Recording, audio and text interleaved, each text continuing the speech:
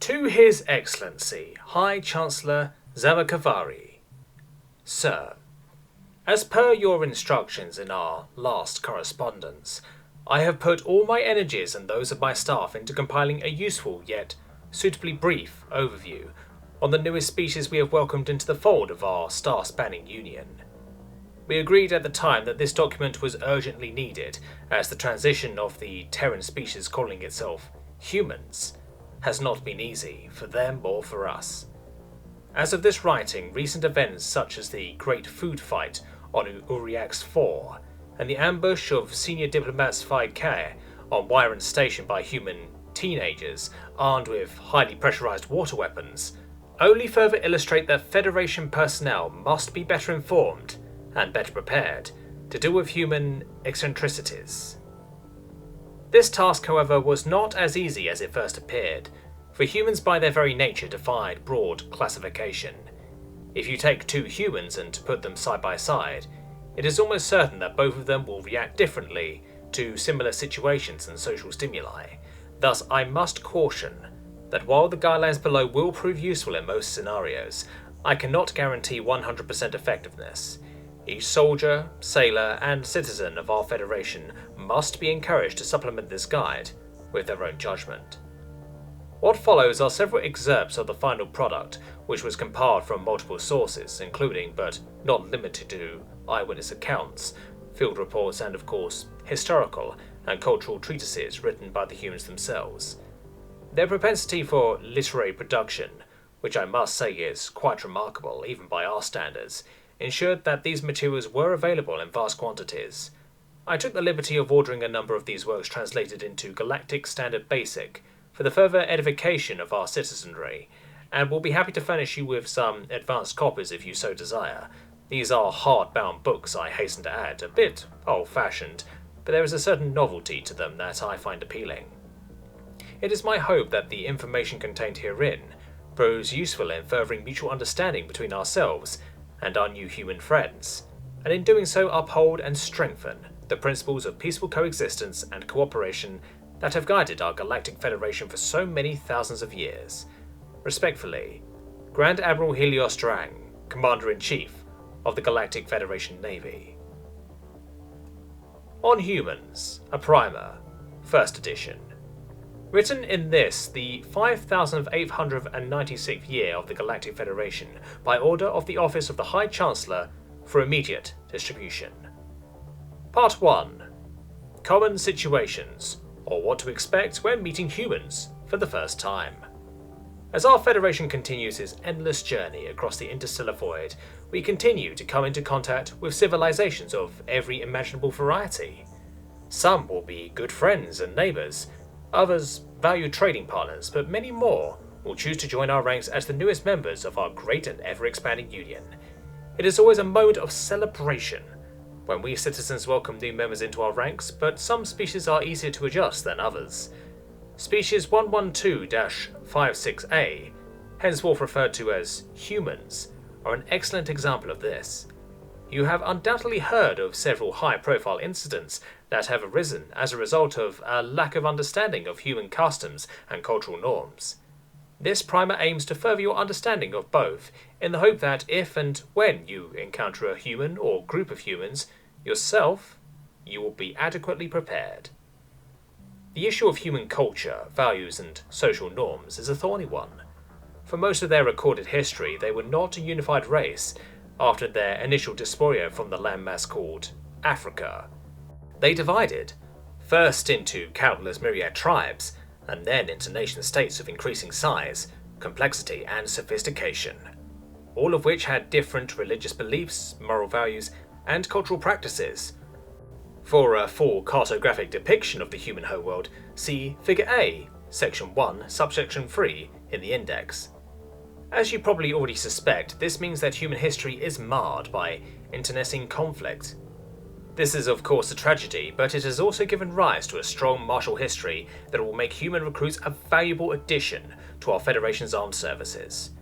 You will learn more details about human culture later on in this primer, but for now let us begin by giving some examples of what to do and what not to do if you find yourself in human company. 1. Do not be frightened if a human shows his or her teeth at you, see figure B. This is called smiling, and it is meant to indicate friendliness and amicability. It is not an indication that a human wants to consume you for sustenance. 2. Do not be alarmed if a human is accompanied by a smaller, less intelligent organism. These are called pets, and humans keep them for amusement.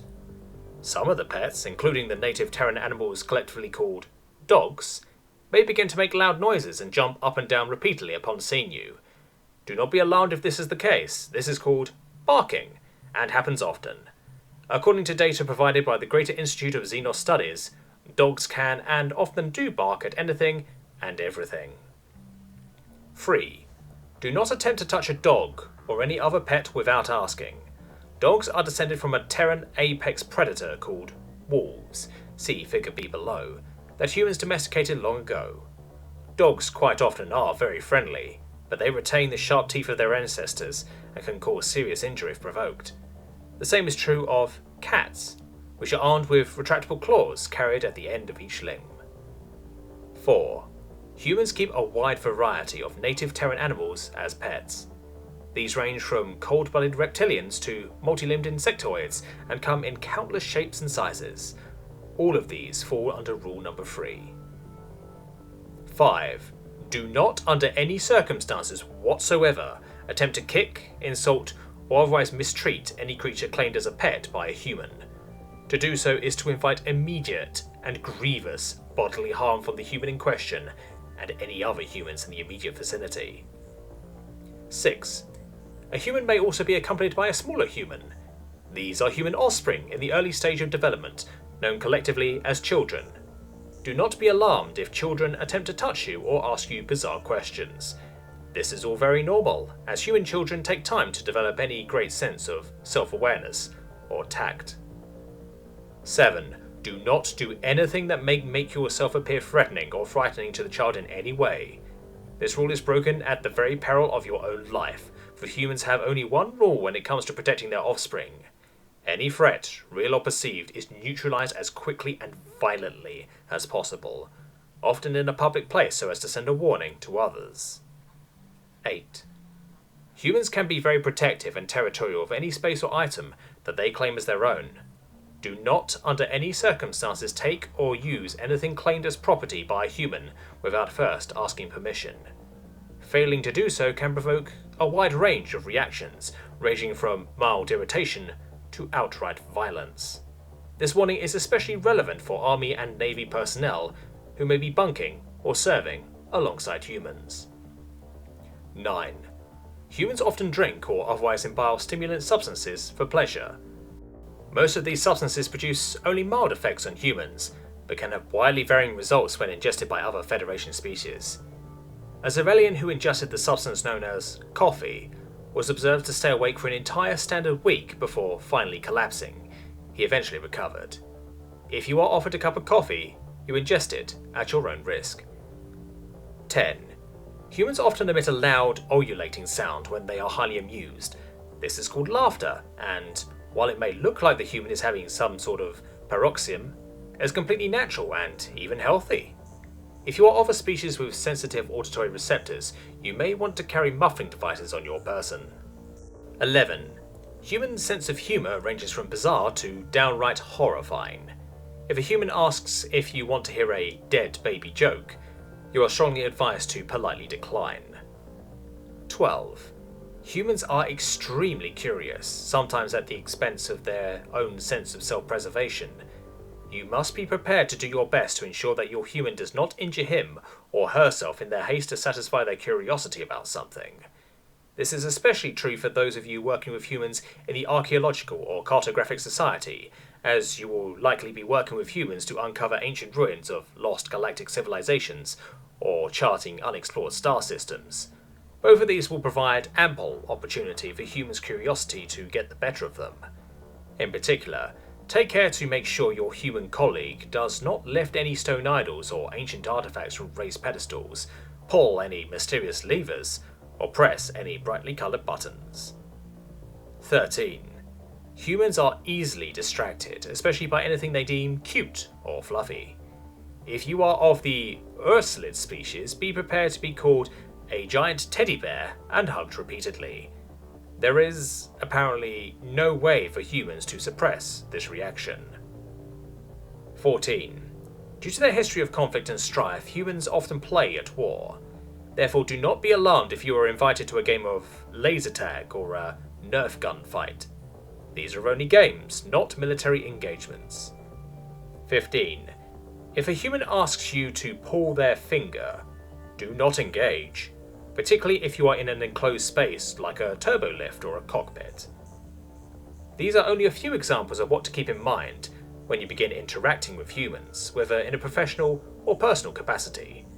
In the next section, you will learn more about the human homeworld and what to expect there.